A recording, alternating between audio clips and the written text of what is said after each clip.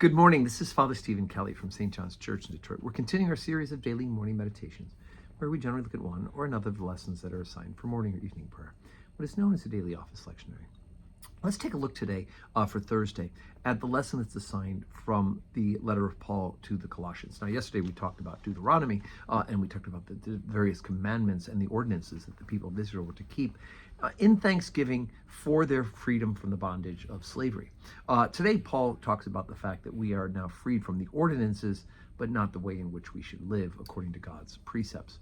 So we're in Colossians 2, beginning at verse 20. Wherefore, if ye be dead with Christ from the rudiments of the world, why, as though living in the world, are ye subject to ordinances? Touch not, taste not, handle not, to which all are to perish with the using, after the commandments and doctrines of men, which things have indeed a show of wisdom in will worship and humility, and neglecting of the body, not in any honor to the satisfying of the flesh. If ye then be risen with Christ, seek those things which are above, where Christ sitteth on the right hand of God. Set your affections on things above, not on things on the earth. For ye are dead, and your life is hid with Christ in God.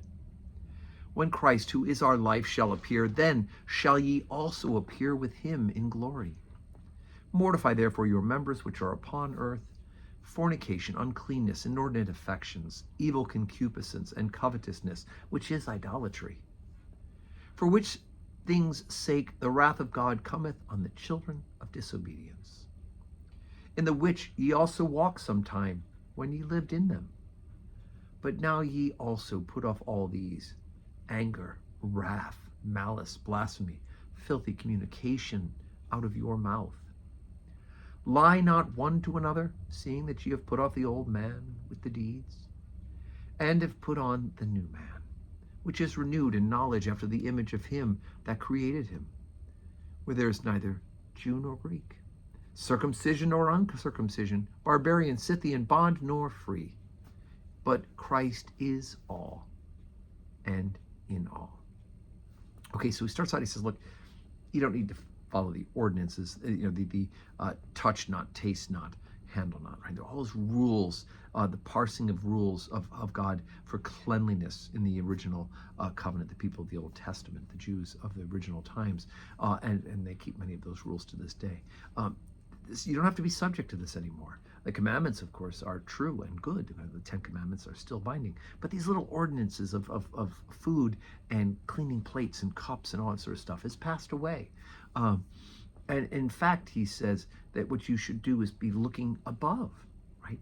You don't do things that are earthly, the fornication, the uncleanness, the inordinate affections, evil concupiscence, and covetousness, which is idolatry, all those things that are fleshly and earthly. But rather, what you need to, and then also get away from anger and wrath and blasphemy and all this, right? All this, the bad list of things not to do. But rather, you're dying to self in order to live to Christ. You are asking God to help you to take away those things, to pat them down in order to rise you up to the things above of holiness and seeking after God and doing his will, right?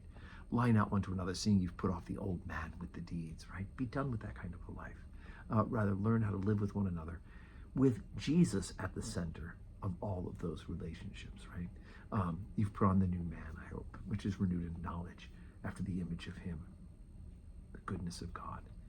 So there's no distinction anymore on this side of the cross and empty grave between Jew and Gentile, right? Circumcision or uncircumcision.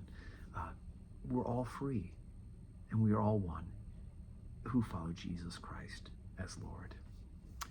So today's Thursday. We have our 10:30 Holy Communion, and there'll be benediction afterwards, some time before if you want to come early and spend some time in adoration of the Blessed Sacrament. We'll have our Lord repose on the altar by 10 o'clock. And then, of course, we have 4 o'clock evening prayer. I do hope you can join us in person, if not on this live stream we are watching this morning meditation. And may God grant you a Thursday that is full of blessings.